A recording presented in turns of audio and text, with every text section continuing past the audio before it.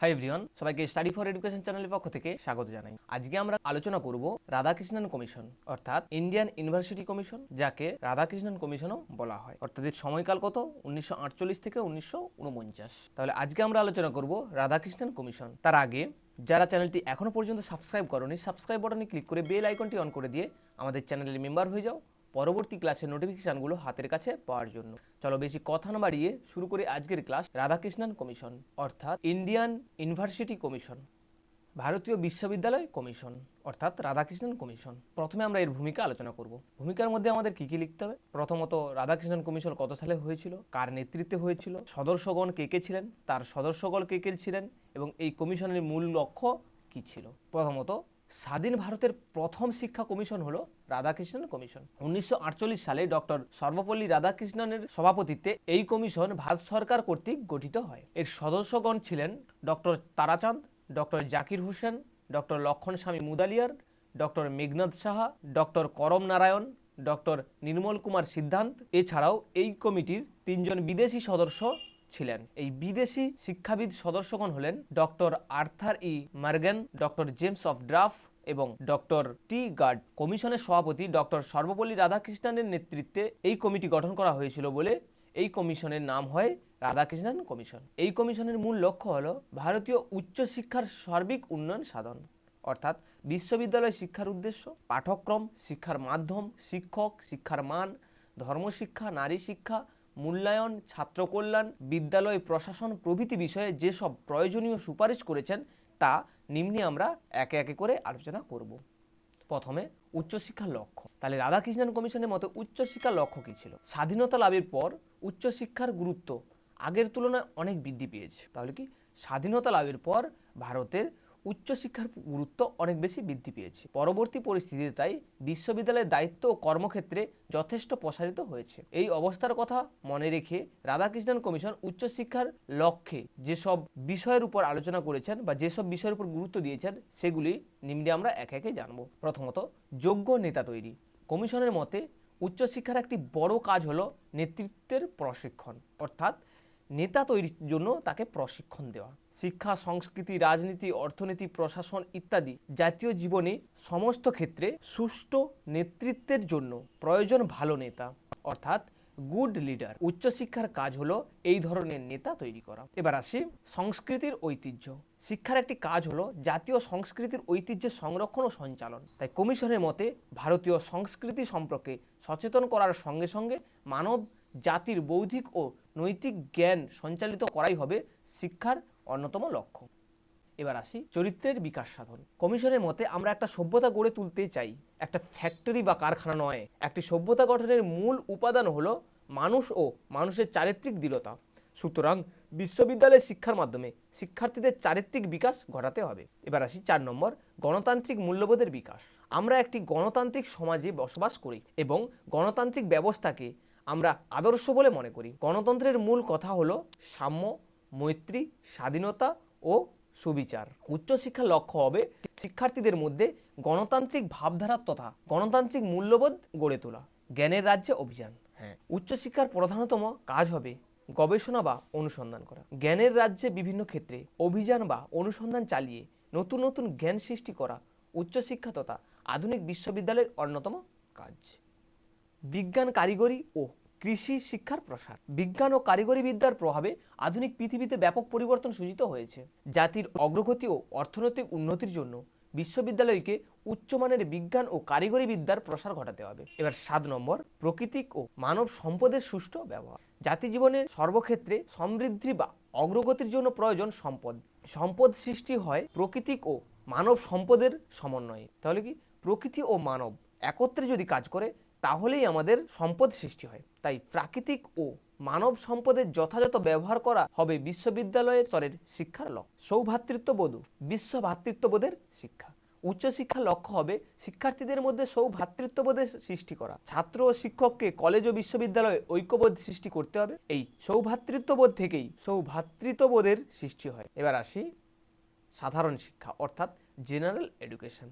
General education সম্পর্কে commission যে কথা বলেছেন তা হলো কোনো উচ্চতর মাধ্যমিক বিদ্যালয় বা ইন্টারমিডিয়েট স্কুলে 12 বছরের শিক্ষা লাভ করার পর শিক্ষার্থীরা বিশ্ববিদ্যালয়ে কলা, বিজ্ঞান, বিভাগে ভর্তি হতে পারবে। তাহলে কমিশনের মতে কি, কমিশন বলেছেন কোনো মাধ্যমিক বিদ্যালয়ে 12 বছর শিক্ষার পর সে বিশ্ববিদ্যালয়ে কলা ও বিজ্ঞান বিভাগে ভর্তি হতে পারবে। এবার সাধারণ কোর্স বা পাস কোর্স বা সাম্মানিক কোর্স, সাধারণ কোর্স ও সাম্মানিক কোর্স অর্থাৎ পাস কোর্স বা অনার্স কোর্সে উভয় শ্রেণীর জন্য 3 বছরের ডিগ্রি কোর্স থাকবে। সাধারণ কোর্স অর্থাৎ পাস কোর্সের শিক্ষার্থীদের জন্য 2 বছর পর এবং সাম্মানিক বিভাগের শিক্ষার্থীদের জন্য 1 বছর পরে তারা স্নাতকোত্তর অর্থাৎ মাস্টার ডিগ্রি লাভ করবে। এটা ছিল কমিশনের মতে। এবার কমিশনের মতে বৃত্তি শিক্ষা কী ছিল, অর্থাৎ ভোকেশনাল এডুকেশন।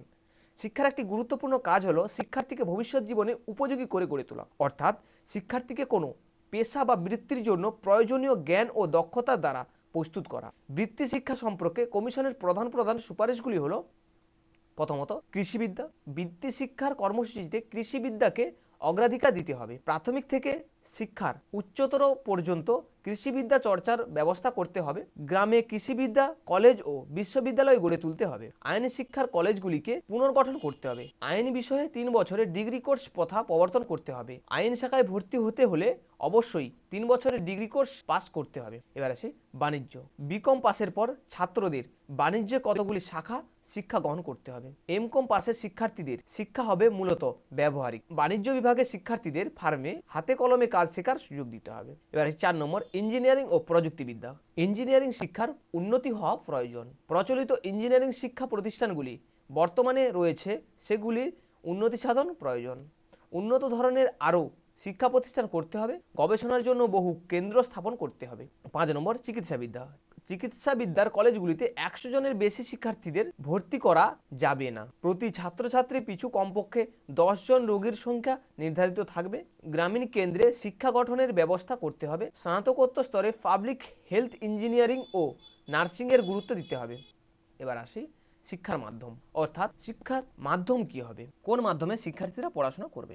বহু ভাষাভাষী ভারতবর্ষে এক বড় প্রশ্ন হলো শিক্ষার মাধ্যম কি হবে, বিশেষ করে উচ্চশিক্ষার মাধ্যম। এই সমস্যার পরিপ্রেক্ষিতে কমিশনের বক্তব্য হলো আঞ্চলিক ভাষা উচ্চতর শিক্ষার মাধ্যম হওয়া উচিত, অর্থাৎ আঞ্চলিক ভাষায় উচ্চতর মাধ্যমিক শিক্ষা হওয়া উচিত। তবে কোনো কোনো বিষয় পড়ানোর জন্য ছাত্রছাত্রীরা ইচ্ছা করলে যুক্তরাষ্ট্রীয় ভাষা অর্থাৎ হিন্দি মাধ্যমে গ্রহণ করতে পারে। উচ্চশিক্ষার বাহন হিসেবে ইংরেজির পরিবর্তে সংস্কৃত বাদে, অর্থাৎ সংস্কৃতকে কোনোভাবে নেওয়া যাবে না, সংস্কৃত বাদে ইংরেজির পরিবর্তে অন্য কোনো ভারতীয় ভাষাকে গ্রহণ করতে পারে। তাহলে ইংরেজির পরিবর্তে উচ্চশিক্ষার বাহন হিসেবে অর্থাৎ উচ্চশিক্ষার ক্ষেত্রে ইংরেজির পরিবর্তে সংস্কৃত বাদে যে কোনো অন্য ভাষা শিক্ষার্থী তার প্রয়োজন মতো গ্রহণ করতে পারে। মাধ্যমিক স্তর থেকে বিশ্ববিদ্যালয়ের স্তর পর্যন্ত কমিশন একটি ত্রিভাষার নীতি সুপারিশ করেন। তাহলে প্রথম ত্রিভাষার সূত্র সুপারিশ করেছিল কিন্তু রাধাকৃষ্ণন কমিশন। এই 3টি ভাষা হলো প্রথমত মাতৃভাষা বা আঞ্চলিক ভাষা, মানে আমরা ছোটবেলা থেকে যে ভাষায় কথা বলি সেটাই আমাদের মাতৃভাষা বা আঞ্চলিক ভাষা। তারপর থাকবে যুক্তরাষ্ট্রীয় ভাষা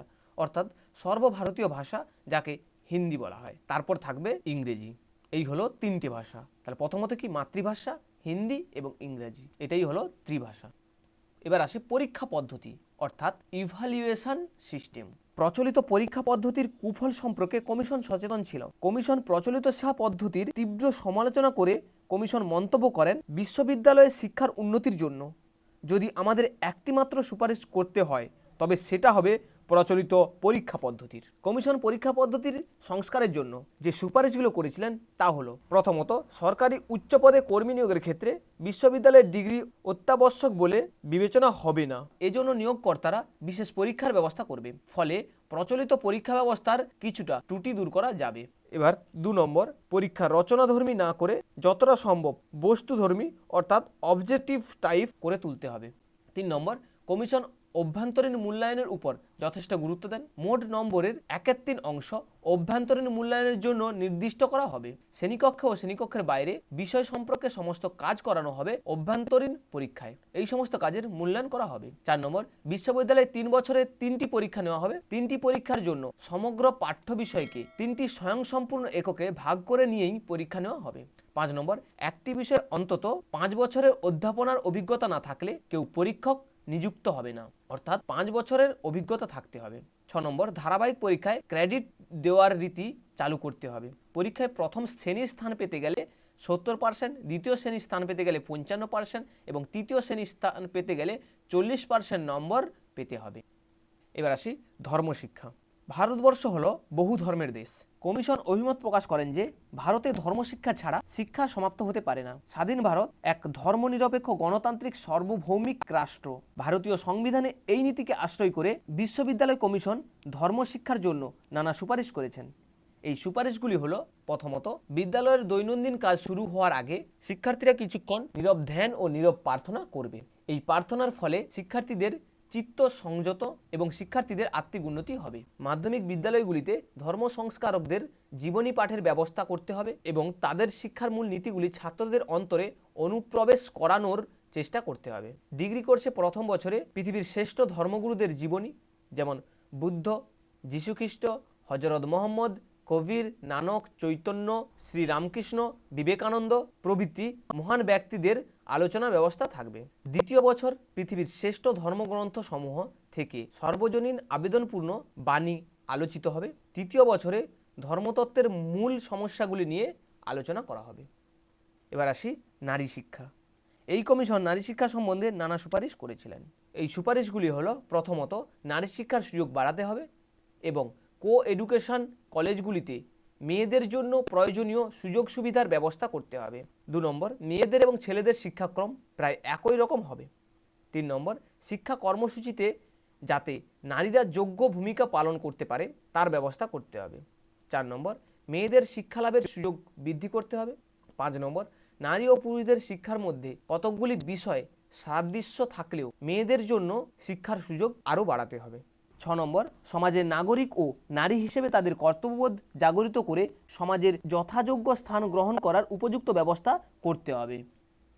এবার 7 নম্বর, কো এডুকেশনাল কলেজগুলিতে শিক্ষার্থীরা যাতে সৌজন্যবোধ ও সামাজিক দায়িত্ববোধের উপযুক্ত শিক্ষা পায় সেদিকে লক্ষ্য রাখতে হবে। 8 নম্বর, হোম ইকোনমিক্স ও হোম ম্যানেজমেন্ট প্রভৃতি বিষয়ে তারা যাতে পড়তে পারে সে সম্পর্কে তাদের পরামর্শ দিতে হবে।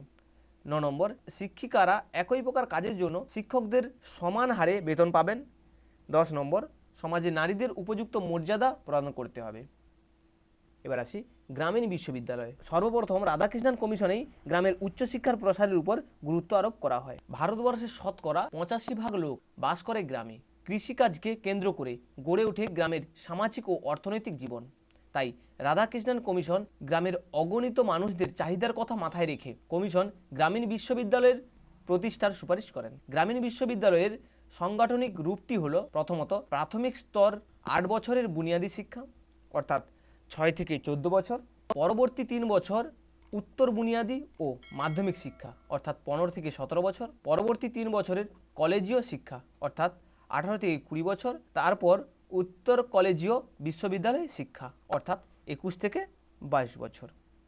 প্রথমে আসি প্রাথমিক স্তর। কমিশন প্রাথমিক স্তরের বুনিয়াদী শিক্ষা সম্পর্কে আলোচনা করেনি, কারণ বুনিয়াদী শিক্ষা সম্পর্কে সরকার ইতিমধ্যে সুস্পষ্ট পরিকল্পনা গ্রহণ করেছেন। তাই রাধাকৃষ্ণন কমিশন প্রাথমিক স্তরের শিক্ষার সম্পর্কে সেরকম কিছু বলেনি। রাধাকৃষ্ণন কমিশন মূলত উচ্চশিক্ষার ক্ষেত্রেই বেশিরভাগ আলোচনা করেছে, মাধ্যমিক শিক্ষার ক্ষেত্রেও কিছুটা বলেছে, কিন্তু উচ্চশিক্ষার ক্ষেত্রেই বেশিরভাগটাই আলোচনা করেছে। এবার আসি মাধ্যমিক শিক্ষা।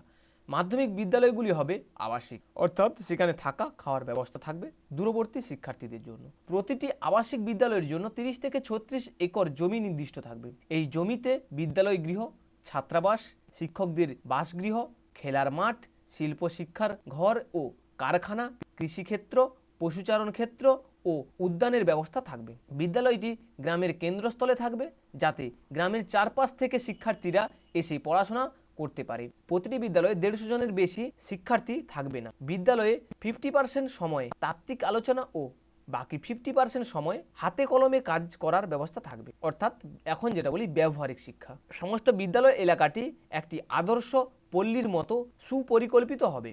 মাধ্যমিক স্তরে কৃষিবিদ্যা, বাণিজ্য ও শিল্প শিক্ষাকে অগ্রাধিকার দিতে হবে।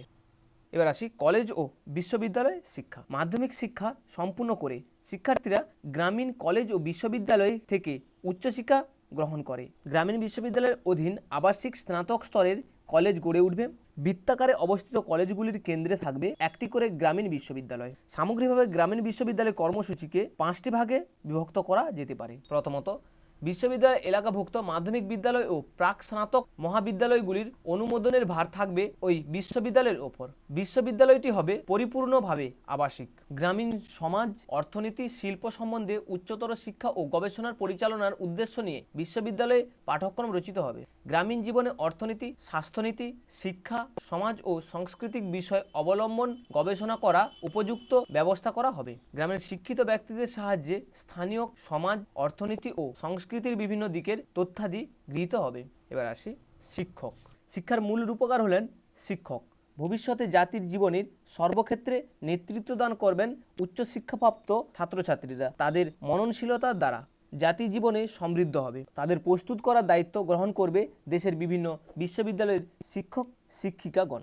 কমিশন শিক্ষকদের জন্য যেসব সুপারিশগুলো করেছিলেন সেগুলি হলো: অধ্যাপক অধ্যাপিকাগণ অধ্যাপনার বিষয়বস্তু সম্বন্ধে একটা সুনির্দিষ্ট পরিকল্পনা নিয়ে অগ্রসর হবেন। অত্যন্ত পরিশ্রম ও ধৈর্যের সঙ্গে বক্তৃতার উপকরণ সংগ্রহ করে বিষয়বস্তুর যথাযথভাবে উপস্থাপনের ব্যবস্থা করবেন। শিক্ষক শিক্ষিকা গবেষণায় রত থাকবেন এবং শিক্ষার্থীদের গবেষণার কাজে উৎসাহিত করবেন। শিক্ষকের পদোন্নতি নির্ভর করবে তাদের দক্ষতা ও পাণ্ডিত্যের উপর। প্রত্যেক শিক্ষক 60 বছর বয়সে অবসর গ্রহণ করবেন।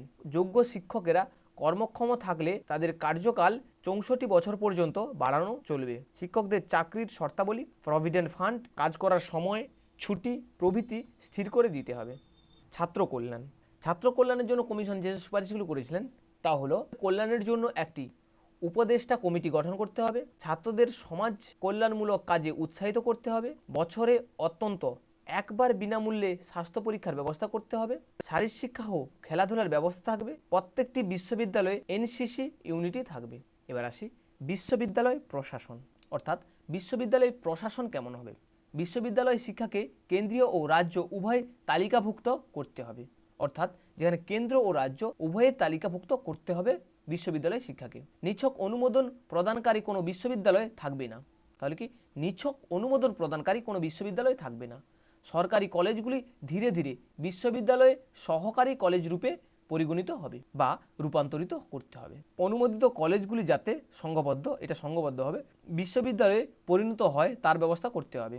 আর্থিক সংস্থান, জাতীয় নীতির রূপায়ণ, সুদক্ষ পরিচালনা প্রভৃতি বিষয়ে কেন্দ্রীয় সরকার বিশ্ববিদ্যালয়গুলির কাজকর্মের প্রতি লক্ষ্য রাখবেন। এবার আসি অর্থ সংক্রান্ত সুপারিশ, অর্থাৎ কমিশন অর্থ সংক্রান্ত কী কী সুপারিশ করেছিলেন। প্রথমত, উচ্চশিক্ষার ব্যয় নির্বাহের দায়িত্ব রাষ্ট্রকে গ্রহণ করতে হবে। বেসরকারি কলেজগুলিকে সরকারি কলেজে সমান অর্থ দিয়ে সাহায্য করে দিতে হবে। শিক্ষকদের বেতনের অংশ সরকারকে বহন করতে হবে এবং এজন্য 10 কোটি টাকার মজুত করতে হবে। ইউজিসি গঠন করে বিশ্ববিদ্যালয় ও কলেজগুলিতে অর্থ সাহায্য বন্টনের ব্যবস্থা করতে হবে। বিল্ডিং নির্মাণ, সরঞ্জাম ক্রয়, স্নানাগার উন্নয়ন, ছাত্রাবাস নির্মাণ, শিক্ষকদের বেতন ও গবেষণার জন্য কেন্দ্র ও রাজ্য সরকারের সাহায্য আসবে। সেমিনার, ওয়ার্কশপ, কনফারেন্স এর জন্য সরকারকে অর্থ সাহায্য করতে হবে। এবার আসি বিশ্ববিদ্যালয় মঞ্জুরি কমিশন স্থাপন। 1954 সালে সার্জেন্ট পরিকল্পনার সুপারিশ অনুযায়ী ইউনিভার্সিটি গ্র্যান্ট কমিশন স্থাপিত হয়। তাহলে কি ইউনিভার্সিটি গ্র্যান্ট কমিশন অর্থাৎ ইউজিসি স্থাপিত হয় কবে না 1954 সালে সার্জেন্ট পরিকল্পনার সুপারিশ অনুযায়ী। এর প্রধান কাজ ছিল কেন্দ্রীয় বিশ্ববিদ্যালয়গুলির তত্ত্বাবধান করা। রাধাকৃষ্ণন কমিশন সুপারিশ করেন যে গ্রেট ব্রিটেনের ইউজিসি এর অনুকরণে কেন্দ্রীয় সরকারকে বিশ্ববিদ্যালয়গুলিকে অর্থনীতির সাহায্য সংক্রান্ত ব্যাপারে উপদেশ দেওয়ার জন্য একটি সর্বভারতীয় প্রতিষ্ঠা গঠন করতে হবে। এই কমিশনের সুপারিশ অনুসারে 1953 খ্রিস্টাব্দে ভারত সরকার বিশ্ববিদ্যালয় মঞ্জুরি কমিশন অর্থাৎ ইউনিভার্সিটি গ্র্যান্ট কমিশন প্রতিষ্ঠা করেন। 1955 সালে পার্লামেন্টের এক আইনে বলে কমিশন আইন অনুসারে গঠিত প্রতিষ্ঠানে পরিণত হয়। এই কমিশনের প্রধান কাজ হল স্নাতকোত্তর শিক্ষা ও গবেষণার কাজে বিশ্ববিদ্যালয়কে প্রয়োজনীয় অর্থ সাহায্য করা। এবার আসি উচ্চশিক্ষার মান। কমিশনের বিচার্য বিষয়গুলির অন্যতম ছিল শিক্ষার মান উন্নয়ন। কমিশনের মতে শিক্ষার ও পরীক্ষা ব্যবস্থার উচ্চতর মান রক্ষাই হচ্ছে বিশ্ববিদ্যালয়ের প্রাথমিক কর্তব্য। শিক্ষার মান উন্নয়নের জন্য কমিশন কতকগুলি গুরুত্বপূর্ণ সুপারিশ করেন। এই সুপারিশগুলি হলো: প্রথমত, মোট 12 বছরের বিদ্যালয় ও ইন্টারমিডিয়েট কলেজের শিক্ষা শেষ করে শিক্ষার্থীরা বিশ্ববিদ্যালয়ের স্নাতক স্তরে ভর্তি হতে পারবে। তাহলে 12 বছরের ইন্টারমিডিয়েট কলেজ শিক্ষা শেষ করে শিক্ষার্থীরা বিশ্ববিদ্যালয়ে অর্থাৎ স্নাতক স্তরে ভর্তি হতে পারবে। 2 নম্বর, বিশ্ববিদ্যালয়ে ভিড় কমানোর জন্য মাধ্যমিক শিক্ষার শেষ করার পর বেশি সংখ্যক ছাত্রছাত্রীদের বৃত্তিমূলক শিক্ষা গ্রহণে উৎসাহিত করতে হবে। 3 নম্বর, বিশ্ববিদ্যালয় তার অন্তর্ভুক্ত মহাবিদ্যালয়ে ছাত্রছাত্রীদের সংখ্যা যেন একটা নির্দিষ্ট সীমার বাইরে না যায়। একটি বিশ্ববিদ্যালয়ের কলা ও বিজ্ঞান বিভাগের ছাত্রছাত্রীর সংখ্যা কোনোভাবেই 3000-এর বেশি হওয়া উচিত নয়। বিশ্ববিদ্যালয়ে অন্তর্ভুক্ত কোনো মহাবিদ্যালয়ের ছাত্রছাত্রীর সংখ্যা কোনো প্রকারেই 1500-এর বেশি হওয়া উচিত হবে না। 4 নম্বর, বিশ্ববিদ্যালয়ে প্রবেশে প্রার্থীর যোগ্যতার একটা ন্যূনতম মান সর্বদা রক্ষা করতে হবে। বিশ্ববিদ্যালয়ে প্রবেশের দরজা সকলের জন্য খোলা রাখলে চলবে না। বিশ্ববিদ্যালয়ের শিক্ষা হবে নির্বাচনধর্মী, তবে দেখতে হবে যে যোগ্যতা সম্পন্ন কোনো শিক্ষার্থী যেন দরিদ্রের জন্য উচ্চশিক্ষা লাভ থেকে বঞ্চিত না হয়। 5 নম্বর, বিশ্ববিদ্যালয়ের গ্রন্থাগার ও পরীক্ষাগার যেন সুসজ্জিত থাকে, শিক্ষার্থীদের চাহিদা যেন পূরণ করতে পারে। পর্যাপ্ত বই ও উপকরণ পাঠাগারে ও পরীক্ষাগারে থাকবে। গ্রন্থাগারে পড়ার সুব্যবস্থা থাকবে। 6 নম্বর, বিশ্ববিদ্যালয়ের পাঠ্যসূচি ও সাধারণ উদারনৈতিক শিক্ষা, প্রযুক্তিগত শিক্ষা ও বৃত্তি শিক্ষা এই 3টি বিষয়ের উপর গুরুত্ব দিতে হবে। এর পাশাপাশি বিশ্ববিদ্যালয়ে গবেষণার ব্যবস্থা থাকবে। গবেষণার জন্য শিক্ষার্থীদের যথেষ্ট উৎসাহ দেওয়া হবে। 7 নম্বর, পরীক্ষার দিনগুলি ছাড়া কলেজে সারা বছর কলেজের দিন 180 দিনের কম হবে না। 8 নম্বর, ছাত্রছাত্রীদের বিভিন্ন ছোট ছোট দলে বিভক্ত করে তাদের জন্য টিউটোরিয়ালের ক্লাস ব্যবস্থা করতে হবে। এই হলো আজকের class. Thank you for watching my YouTube class study for education. যদি ক্লাসটি ভালো লেগে থাকে তাহলে লাইক করে দিও, কমেন্ট করো এবং বন্ধুদের সাথে শেয়ার করতে ভুলো না। এবং আবারও বলছি, যারা চ্যানেলটিতে নতুন তারা সাবস্ক্রাইব বাটনে ক্লিক করে বেল আইকনটি অন করে দিয়ে আমাদের চ্যানেলে মেম্বার হয়ে যাও পরবর্তী ক্লাসের নোটিফিকেশানগুলো হাতের কাছে পাওয়ার জন্য।